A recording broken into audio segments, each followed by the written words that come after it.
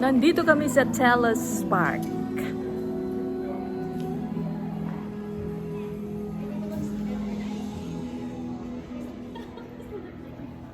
Wala boss.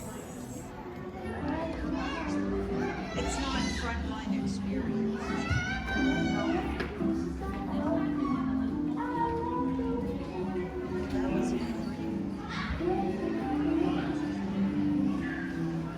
Yee, kami.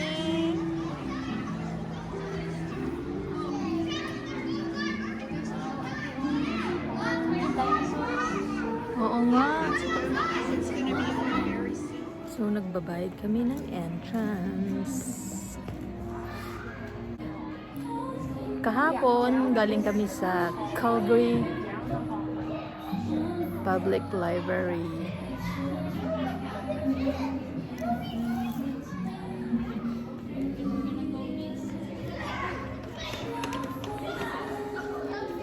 Pasyal for the kids.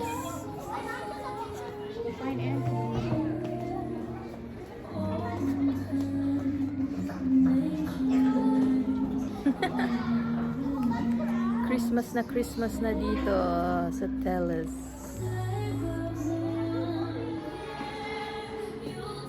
Itong events ngayon? Oh.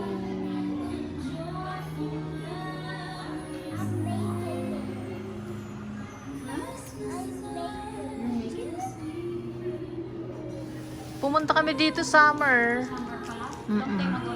Yeah. It's okay. Later.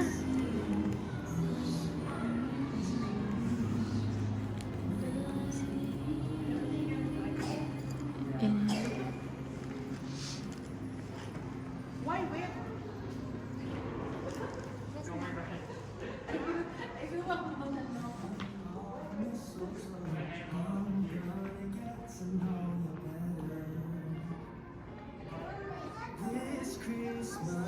This is not just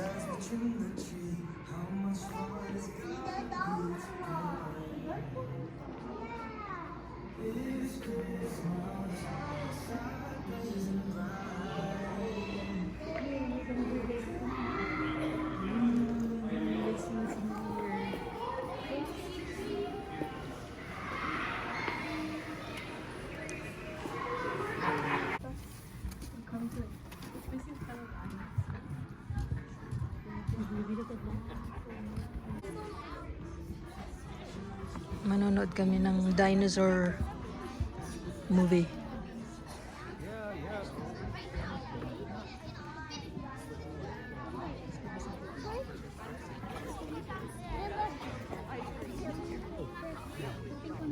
Okay na?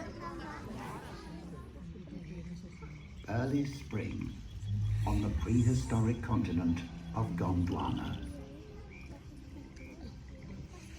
190 million years ago. After months of darkness, life emerges from winter's shadow.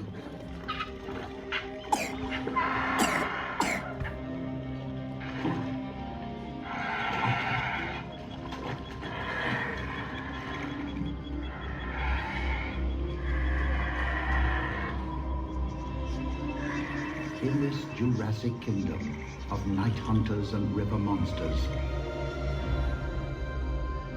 the pale glow of a new dawn breaks over ancient forests.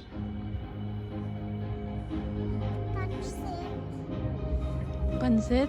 Stirring primal creatures adapted to a bizarre world like no other.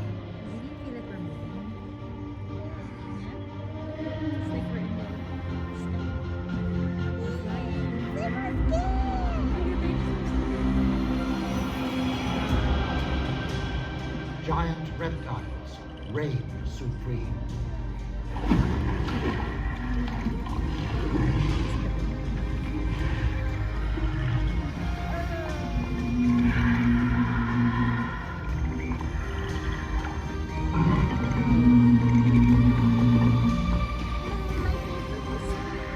This is the story of a hidden prehistoric prehistoric wilderness. A chronicle of extraordinary change through deep time. Of a dinosaur realm at the end of the earth. That today lies beneath colossal sheets of ice.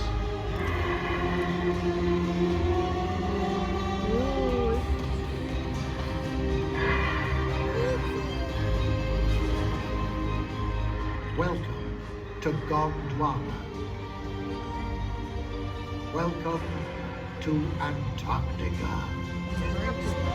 The frozen desert we know today. The coldest, windiest place on the planet.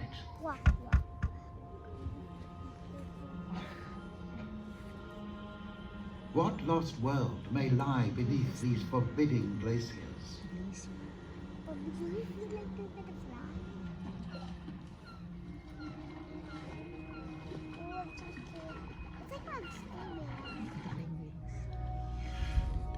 While a surprising diversity of animals live along Antarctica's edges, its sweeping interior is nearly devoid of life, blanketed by sheets of ice, miles deep.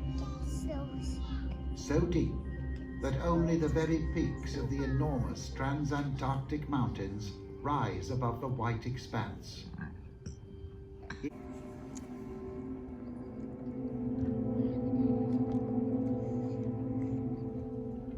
Dinosaur ancestors started small. Lizard-like creatures like Prolacerta have been found in Antarctica's Triassic deposits. Its relatives would evolve into truly formidable sizes and dominate the planet for 100 million years as crocodiles and dinosaurs. The first chapter of the reptile age was underway. Ancestral cockroaches were here as well, and have survived ever since, naturally.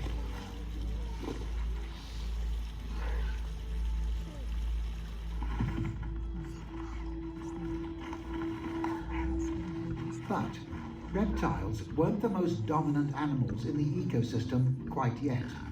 Lystrosaurs, bizarre, tusked, big-footed creatures, thrived in the Antarctic Triassic. Their burrowing adaptations may have protected them from the dark, colder winters and low oxygen environments. In fact, during the early Triassic, Lystrosaurs likely made up a huge proportion of land vertebrates on Earth. For a time, the world was covered in pudgy, pig-like, egg-laying beasts.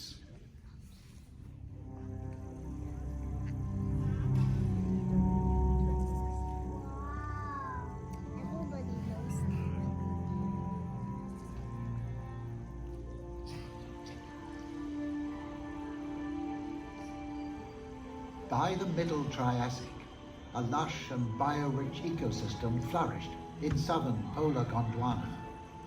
The Lystrosaurs would eventually give way to new species, including some real-life monsters adapted for the rivers and lakes of Antarctica.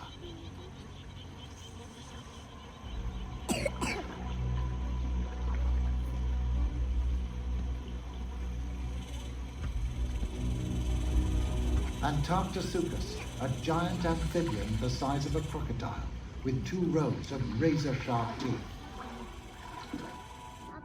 Her eggs and tadpoles require water, so Antarctosuchus, like salamanders today, were mostly confined to rivers and lakes. But reptilian giants, like the 16-foot Erythrosuchus, dominated the land. The 2-ton relative of both crocodiles and dinosaurs struck a terrifying resemblance to both lineages, with an oversized head and a bite that rivaled T-Rex.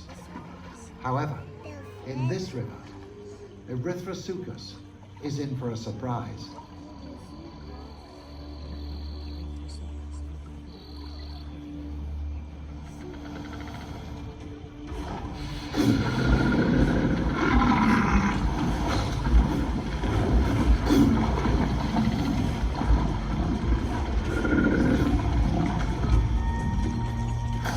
A single Antarctosuchus would have been no match for this giant. But in numbers, they could perhaps deter the apex predator. Amphibians lurked in river nurseries for eons to come. But the advantage of laying eggs on land allowed the reptiles, like Erythrosuchus, to evolve in diversity and to great size. The age of the dinosaurs had begun.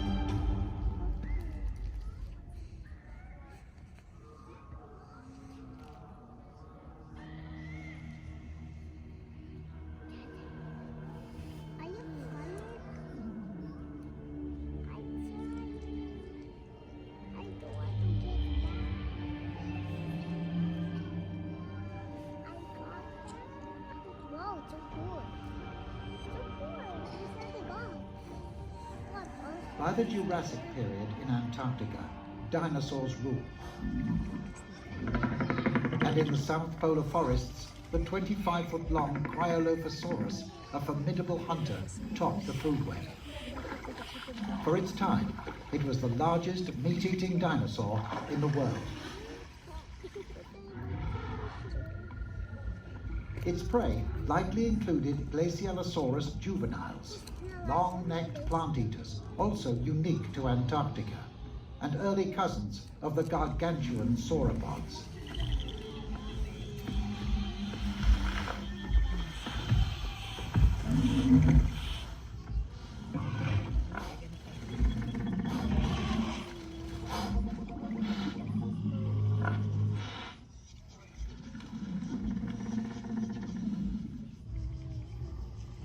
While the 6-ton adults were capable of running on 2 legs, the smaller juveniles were quite vulnerable to predators.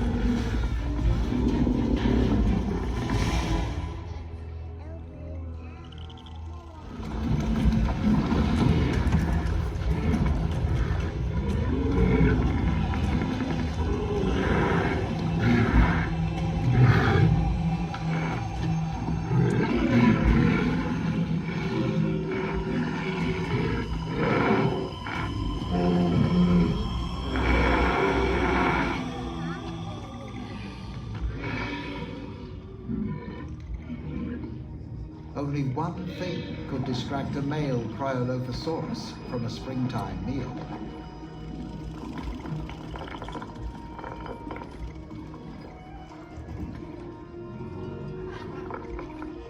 And there she is.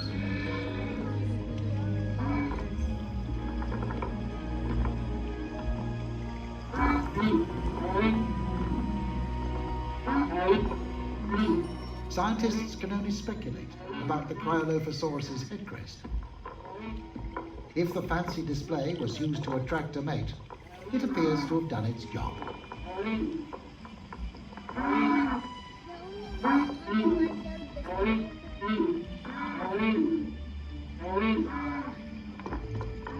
In this Antarctic Jurassic kingdom, dinosaurs were not alone.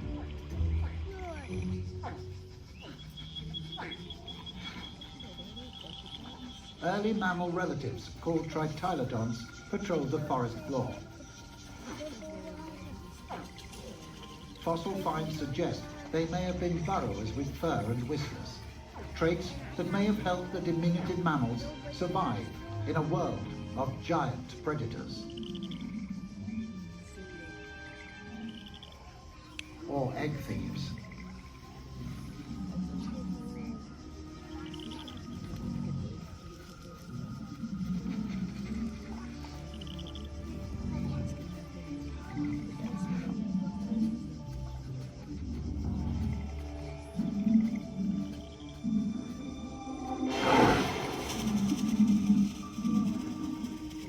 Early mammals, our ancestors, would remain confined to the shadows for another 50 million years, scurrying under the feet of reptilian giants.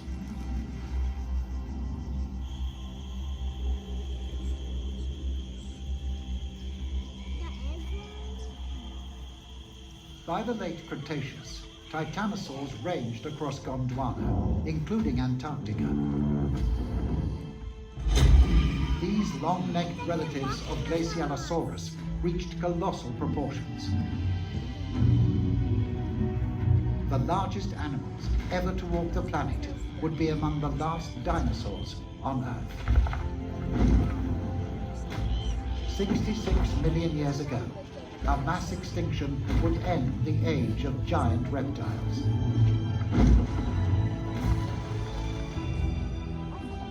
Where towering forests once rimmed this southernmost continent, sheer cliffs of ice stand today.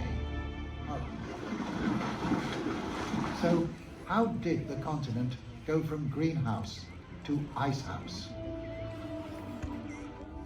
By the end of the Cretaceous, Antarctica was largely separate from other land masses, home only to species uniquely adapted to long periods of dark at the South Pole. Over time, the familiar configuration of today's globe took shape.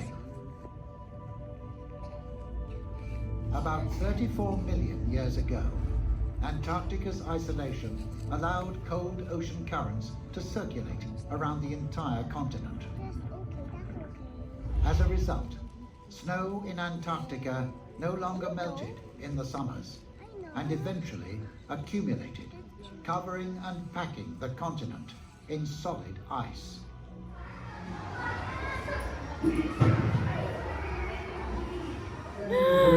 Tapos na yung dinosaur show. Nandito kami sa labas. Ayan.